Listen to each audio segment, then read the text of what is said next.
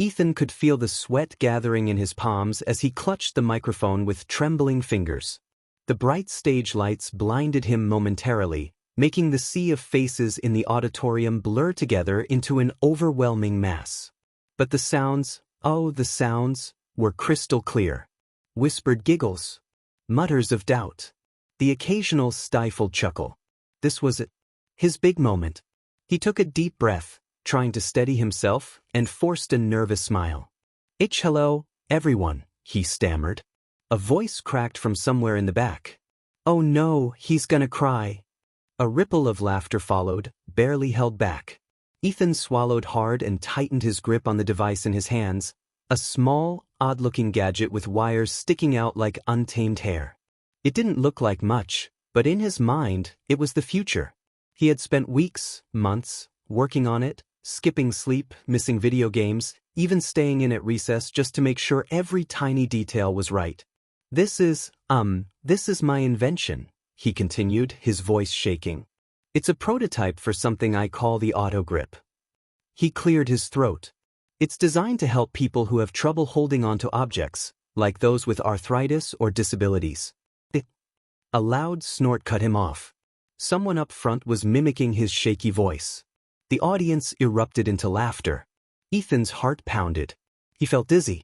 His fingers twitched around the device as his vision blurred, not from the stage lights this time, but from the sting of humiliation. From the front row, he caught the expression on his teacher's face, an awkward grimace, like she was embarrassed for him. His parents, sitting near the middle, looked even worse. His father rubbed his forehead, while his mother offered a weak, forced smile that didn't reach her eyes. They weren't proud. They weren't impressed. They were ashamed. Ethan's breath hitched.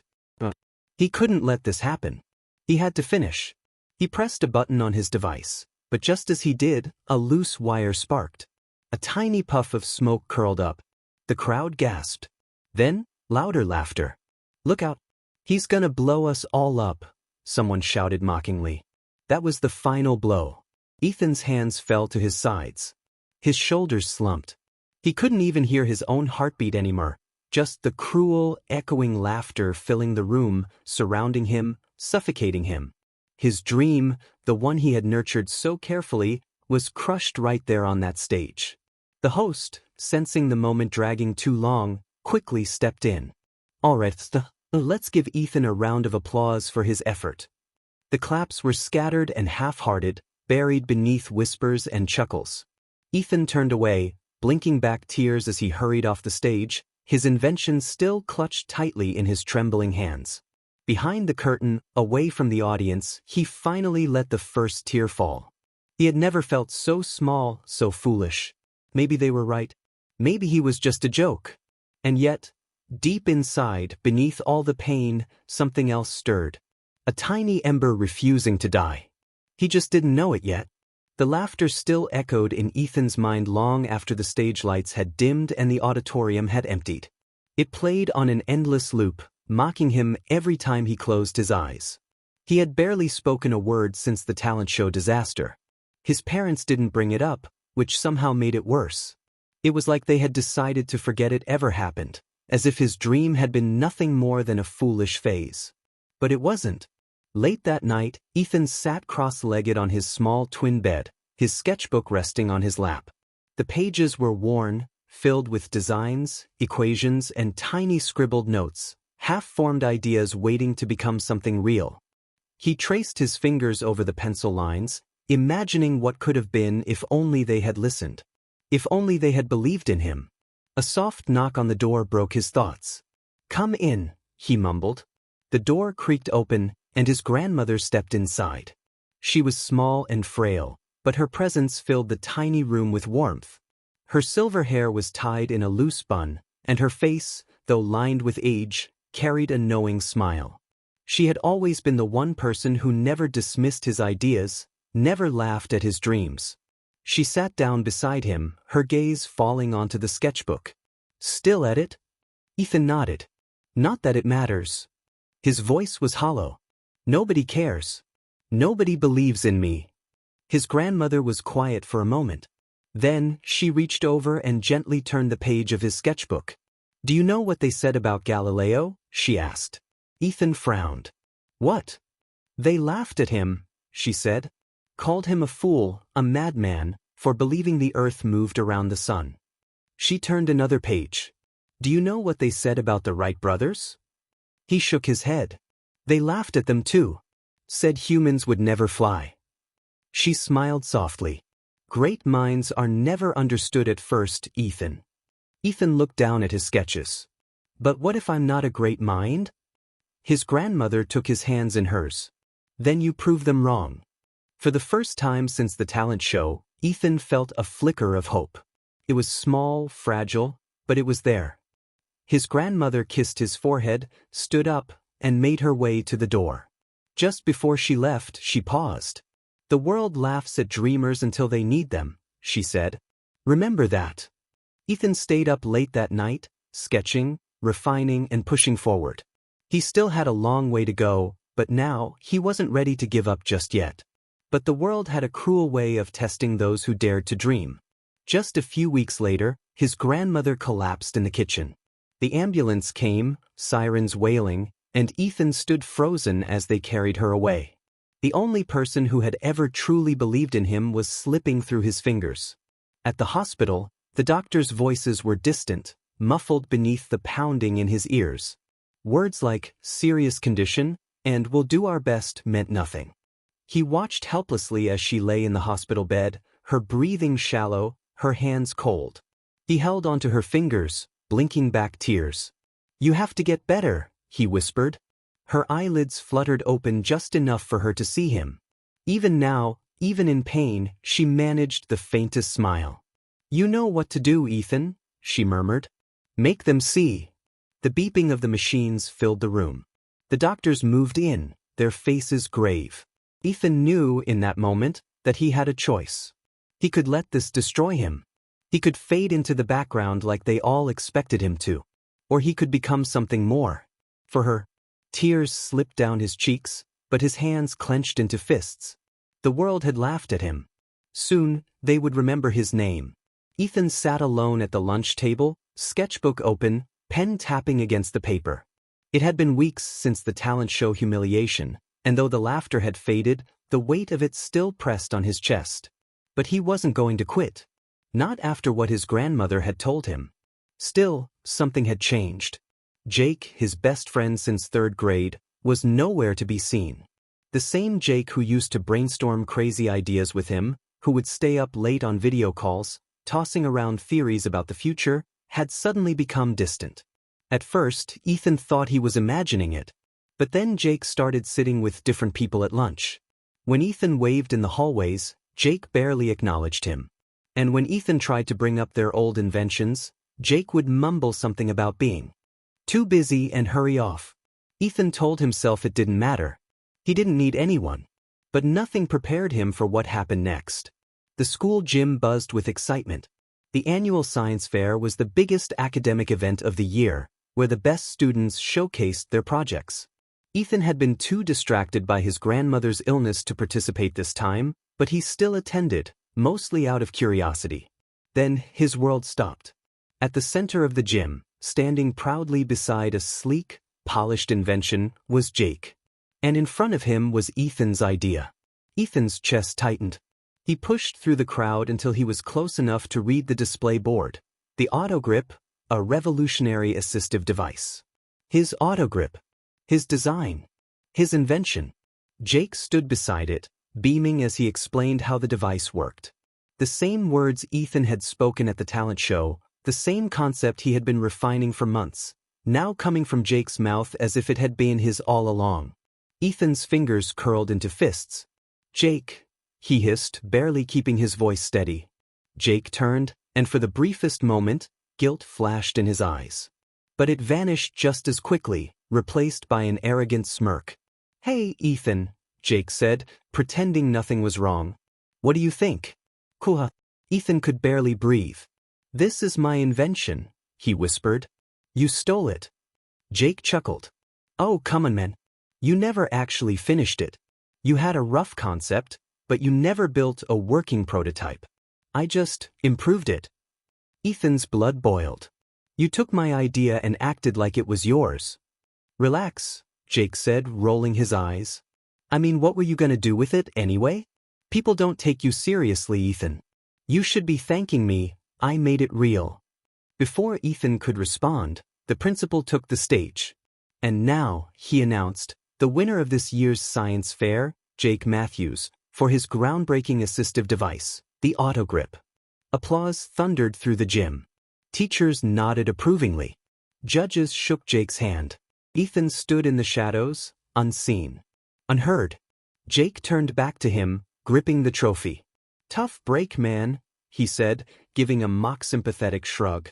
But hey, maybe next year. And just like that, he walked away. Ethan walked home in silence, his mind a storm of anger, betrayal, and frustration.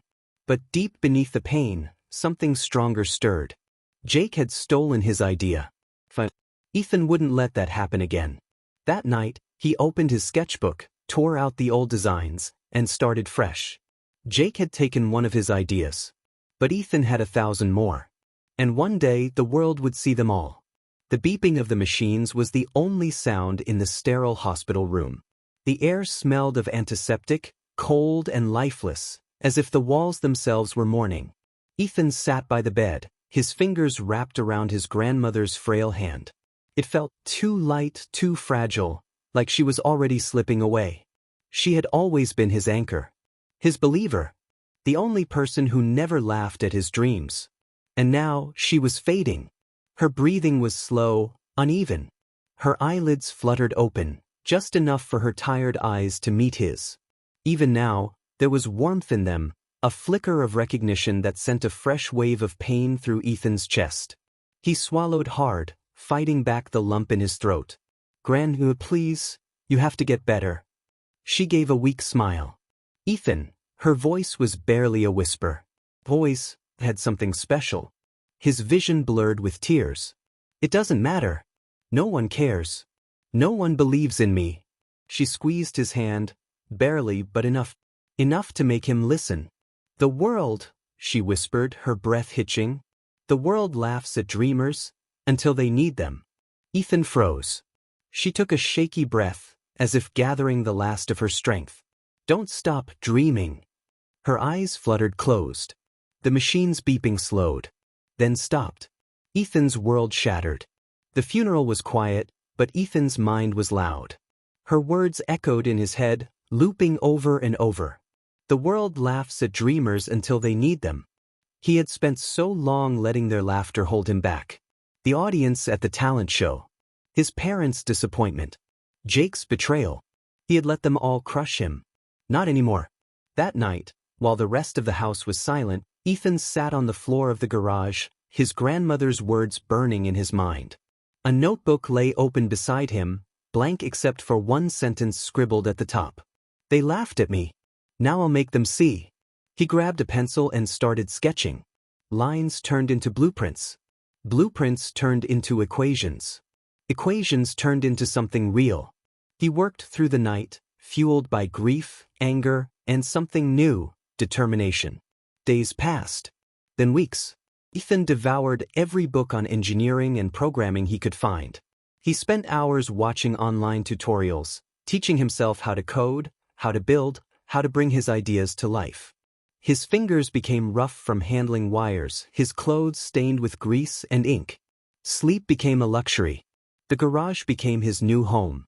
And finally, one night as the clock struck 3 a.m., he looked down at the device in his hands. It was no longer just an idea. It was real. For the first time, Ethan smiled. His grandmother had been right. And soon, the world would see it too. Ethan barely heard his name being called. Ethan!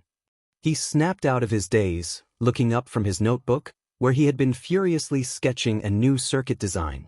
His father stood in front of him, arms crossed, his face carved with frustration. His mother sat on the couch, worry creasing her forehead. Did you even hear what we said? His father demanded. Ethan sighed, rubbing his eyes. What? His father tossed a stack of papers onto the table. Ethan glanced at them and felt his stomach twist. His report card. A single lonely bee in computer science. "This is unacceptable," his father said. "You're throwing your future away." Ethan clenched his jaw. "I'm not throwing it away. I'm building it." His father scoffed. "Building it? Ethan, you lock yourself in the garage every night, tinkering with God knows, while your grades are in free fall. You were supposed to be the smart one. Now you're barely passing." His mother spoke next, her voice softer but no less firm. "Sweetheart, we know you're passionate about your inventions, but this isn't realistic. You need a degree. You need a plan." "I have a plan," Ethan shot back. "I'm working on something big, something that could actually change lives. School is just slowing me down." His father's eyes darkened. "Enough." Ethan felt the shift in the air, like a storm was about to break. His father took a deep breath before delivering the ultimatum. "You either get serious about school, bring your grades up, and stop wasting time in that garage, or you forget this nonsense altogether." Silence. Ethan's hands curled into fists. They didn't understand. They never had. His grandmother had seen it. She had believed in him. But now she was gone, and all he had left was this fire inside him, a fire that school, rules, and expectations were smothering. He looked his father in the eye. "Then I'm done." His mother's eyes widened. "Ethan." "I'm dropping out," he said, his voice steady. "I'm going all in." The room felt like it had been struck by lightning. His father laughed bitterly. "Dropping out? And doing what? Playing mad scientist in the garage?" Ethan's pulse pounded. "Building something that will prove you wrong." His father shook his head. "You'll regret this." His mother's voice broke. "Ethan, please." But it was already decided. That night he packed his things. His laptop, his tools, his sketches. The essentials. His parents didn't stop him. Maybe they thought he'd come crawling back. Maybe they thought he'd fail. As Ethan stepped out into the cold night air, duffel bag slung over his shoulder, he exhaled shakily. He had just risked everything. Now he had no choice but to make it worth it. Ethan's hands trembled as he adjusted the prototype on the sleek glass table. The device, a compact, cutting-edge assistive tool, gleamed under the fluorescent office lights. He had spent years perfecting it, pouring every ounce of his time, energy, and dwindling savings into making it work. And now he was finally here, his first big investor pitch. Across from him, Mr. Lancaster, a billionaire venture capitalist, leaned back in his leather chair. He was an older man with sharp, calculating eyes and a smirk that hinted at impatience. His assistant stood beside him, arms crossed, already bored. Ethan cleared his throat. "Mr. Lancaster, this device, the autogrip, is more than just an invention. It's a revolution in assistive technology. It can help millions of people with limited hand mobility regain control of their daily lives. Imagine the impact it could have." He activated the prototype. The mechanical fingers adjusted seamlessly, responding to subtle movements. The room was silent as it worked, perfectly. Ethan looked up, his heart pounding. This could change everything. Lancaster raised an eyebrow. Then he chuckled. A slow, dismissive, condescending chuckle. "That's cute," he said, waving a hand. "But this is useless." Ethan's stomach dropped. "What?" Lancaster sighed, leaning forward. "Look, kid, I've been in this game a long time. And let me tell you what sells. Convenience, entertainment, luxury. Not charity gadgets." Ethan's jaw tightened. "It's not a charity gadget. It's innovation. It's solving a real problem."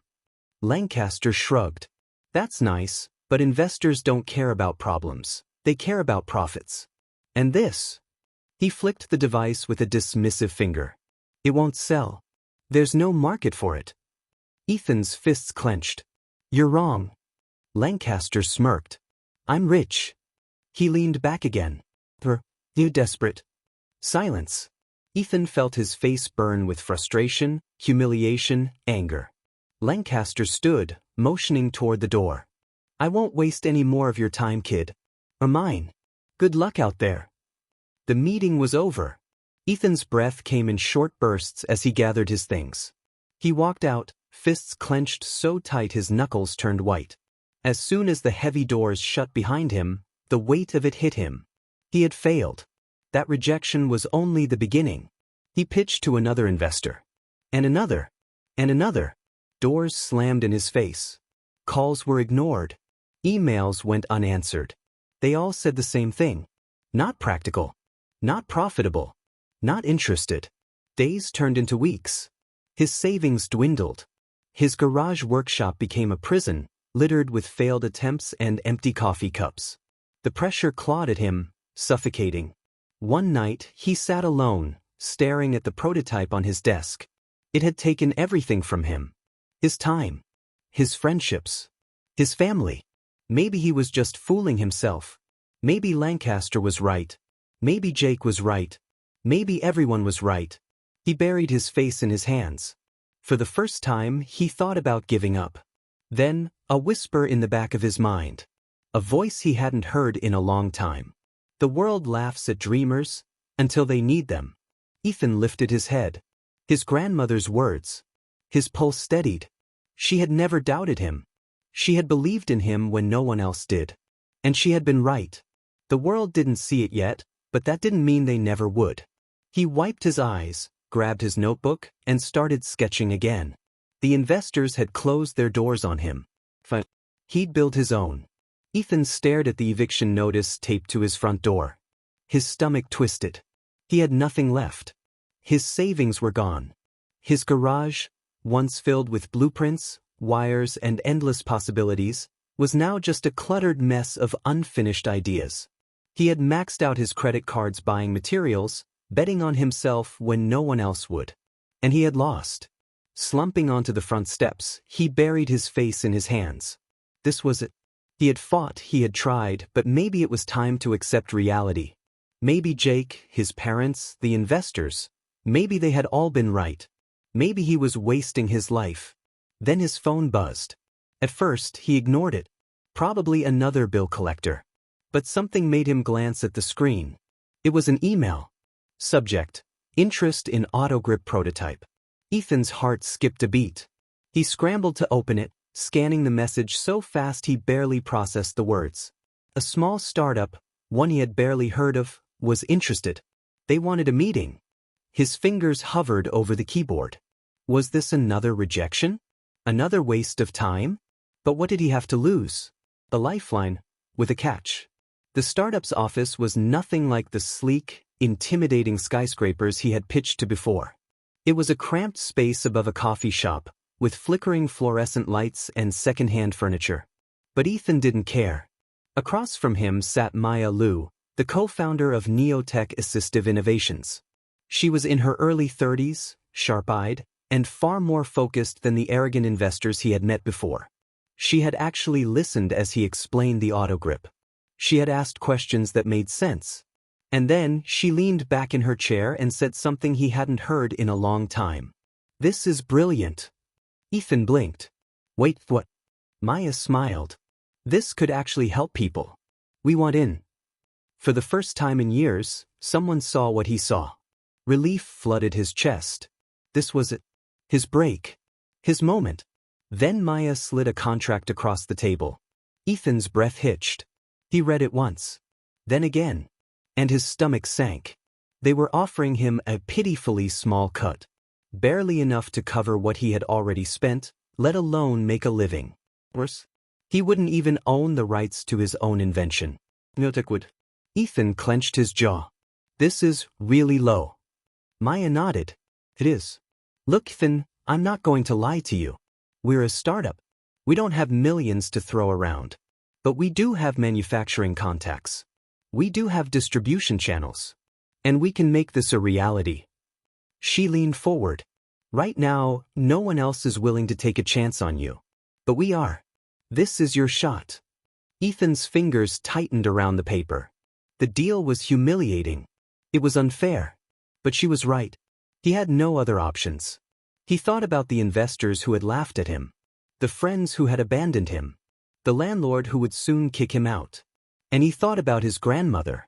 The world laughs at dreamers until they need them. Maybe this wasn't the victory he had dreamed of, but it was a start. Hand shaking, he picked up the pen and signed. If Ethan thought the hard part was over, he was wrong. The moment he stepped into Neoteca's tiny workshop, he realized that signing the deal was just the beginning. Maya was relentless. Deadlines were brutal. The pressure was worse than anything he had ever faced. His dream wasn't just his own anymore. It was a product now. A business. For the first time, he had to prove himself in the real world. He had won his chance. Now he had to survive it. The moment Ethan saw the headline, his world tilted. Titan Dynamics files lawsuit against local startup over patent dispute. He froze, rereading it over and over. The blood drained from his face. Then he saw the name in the article. Jake Weston. Ethan's hands clenched into fists. Jake, his former best friend. The same person who had stolen his idea back in high school, who had taken credit for Ethan's work and won the science fair. And now Jake was back. But this time, he wasn't just a jealous teenager. He was an executive at Titan Dynamics, one of the biggest tech companies in the world. And they were coming for him. Ethan burst into Neoteca's office, the printed lawsuit in his hands. Maya looked up from her desk, her face already tense. "I saw," she said. Ethan threw the papers onto the table. "This is insane. They're saying they own my invention." Maya rubbed her temples. "They're saying that Titan Dynamics has a similar patent, one filed before yours. And they're accusing us of stealing their concept." Ethan's stomach twisted. "That's impossible. I've been working on autogrip for years." Maya exhaled sharply. "Doesn't matter. They have better lawyers. More money. More power. If this goes to court, they could bury us." Ethan ran a hand through his hair. "So what do we do?" Maya hesitated. Then, in a low voice, she said, "We could settle." Ethan's pulse spiked. "You mean to give up?" Maya grimaced. "I mean sell. Take their offer, let them buy us out. Walk away with something before they destroy us." Ethan stared at her. "No." Maya gave him a sharp look. "Ethan." "No," he said again, firmer this time. "I've lost too much already. My parents gave up on me. I've been rejected over and over. I signed a humiliating deal just to get this far. And now that we're finally making an impact, Jake wants to steal this from me? Again." His fists tightened. "Not this time." Maya studied him for a long moment. Then, slowly she nodded. "All right," she said. "Then we fight." The next few weeks were hell. Neotech was flooded with legal threats. Every day, a new letter from Titan Dynamics lawyers arrived, demanding that they stop production. Investors got scared. Customers hesitated. The pressure was suffocating. Ethan barely slept. He spent every waking moment gathering evidence. Old sketches, timestamps, emails, anything that proved he was the true creator of Autogrip. And then one night he found it. Buried deep in his files was an old video. A recording from years ago, before Titan Dynamics' supposed patent. It showed Ethan in his garage, working on the earliest prototype of Autogrip. He explained the mechanics in detail, proving that he had the idea first. His heart pounded. This was it. The proof they needed. The courtroom was silent. Jake sat at the plaintiff's table, smirking like he had already won. Ethan sat across from him, his fists clenched under the table. Maya whispered, "Stay calm. We've got this." The lawyers went back and forth, arguments flying. Titan Dynamics claimed Ethan had stolen their design. Neotech countered with evidence. Then the moment came. Ethan's lawyer stood. "Your Honor, we have video proof that Ethan Knight designed and developed the Autogrip prototype years before Titan Dynamics filed their patent." The judge nodded. "Let's see it." The courtroom darkened as the video played. There was Ethan, young, tired, but determined, explaining every function, every wire, every part. Time-stamped. Undeniable. Jake's smirk vanished. The judge turned to Titan's lawyers. "Do you have any evidence to dispute this?" Silence. Then, Titan's lead lawyer sighed. "No, Your Honor." Ethan won. Reporters swarmed him outside the courthouse. Cameras flashed. Microphones shoved in his face. How does it feel to take down a tech giant? What's next for Autogrip? Do you have a message for Titan Dynamics? Ethan took a deep breath. Then he looked straight into the camera. They laughed at me. They tried to bury me. But dreamers don't quit. We changed the world. The next day, Autogrip sold out worldwide. The courtroom victory should have felt like the moment. The one he had fought for, bled for. The moment where everything clicked into place. But as Ethan stood outside the courthouse, staring at the swarm of reporters shouting his name, he realized something. It wasn't over. This was just the beginning. Within hours of the verdict, the internet exploded. News outlets ran headlines like, "Rocket, the underdog who took down a tech giant. Robot Face, the Autogrip inventor who refused to back down. Fire, from school laughter to global success, the Ethan Knight story." The video of his courtroom victory, his powerful words, his unwavering stance, went viral. Clips of him standing up to Titan Dynamics spread like wildfire. Then the orders started flooding in. People wanted Autogrip. Not just in the US, globally. Hospitals, rehabilitation centers, disability advocates. Even military organizations reached out, seeing the potential in Ethan's invention. Investors who had ignored him before?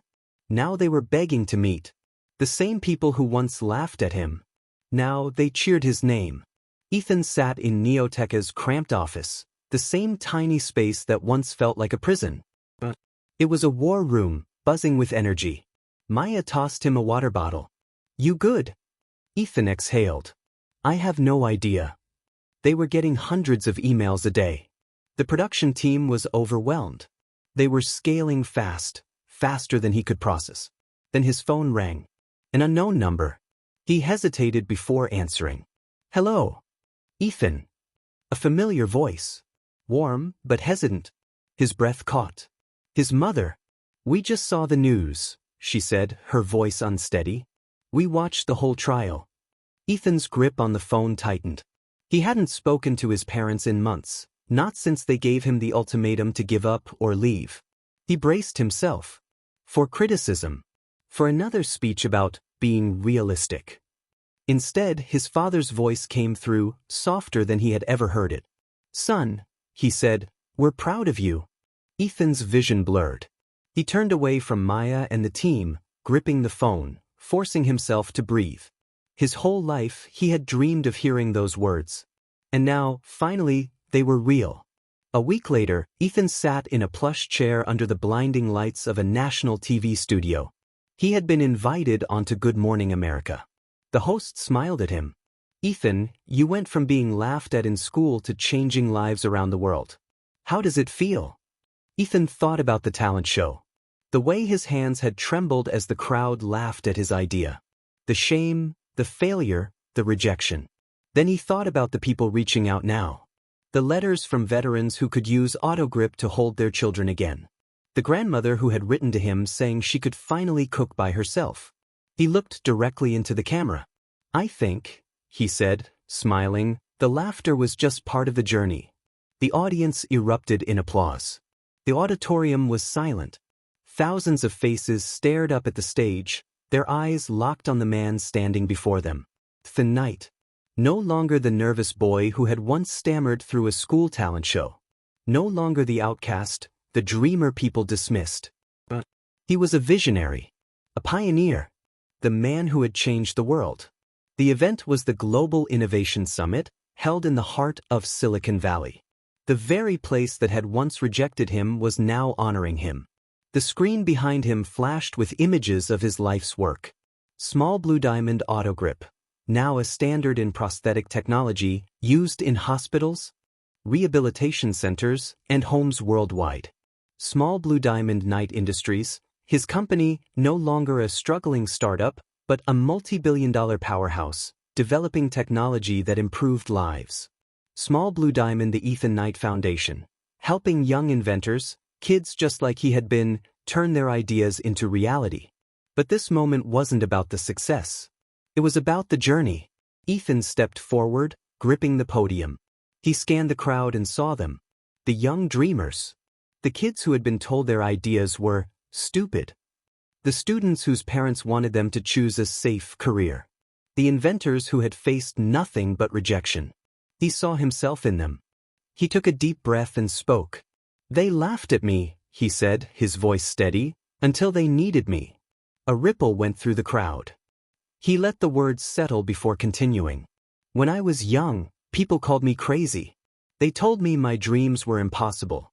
I was rejected, humiliated, and even betrayed by the people I trusted the most." He paused, letting the memories flash through his mind. "But here's what I've learned." He leaned in. "The world needs dreamers. It needs the ones who see what others don't, who refuse to quit, who fail and fail and fail until they succeed." The audience hung on his every word. Ethan smiled. "If you're sitting here today, if you've ever been laughed at, doubted, or told your ideas won't work, good. That means you're onto something." He took a deep breath, looking at the faces filled with hope. "The world will laugh at you, but one day, they'll need you." The auditorium erupted. A standing ovation. Thunderous applause. Cheers that echoed through the hall. As Ethan stepped back, soaking in the moment, he thought of his grandmother. Her words had been right all along. The world had laughed at him. Until he changed it. If this story inspired you, like the video, share and subscribe to my channel to get more inspiring videos like this. Also hit the bell notification so you would be the first to know when we release another video.